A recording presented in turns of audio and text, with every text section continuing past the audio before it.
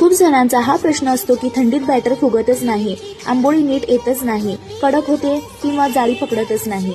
पण त्यासाठी काही टिप्स आहेत, लक्ष देऊन ऐका. जसं आपण इडलीला तांदूळ, डाळ, मेथीदाणे जसं भिजवतो तसंच इथे स्वच्छ धुवून भिजत घालायचं आहे.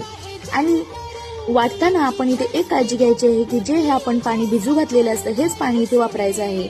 याने काय होतं, पीठ फर्मंट व्हायला मदत होते. आणि आपण जर भात केलेला असतो त्यातला थोडा भात इथे मिक्सरला वाटून बारीक करून घालायचा आहे.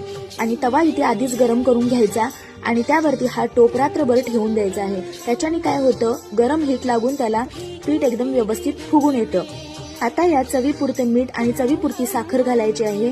आपल्याला गोड आंबोळी करायची आहे त्यामुळे ती थोडी साखर घालायची आहे. जसं तुम्हाला आवडेल तसं तुम्ही घाला. आता मस्त अशी आंबोळी तयार होते. मस्त अशी जाळी सुटलेली आहे. रेसिपी आवडली तर लाईक करा. हातात घेतल्यानंतर एकदम सुंदर अशी आंबोळी लागते आहे.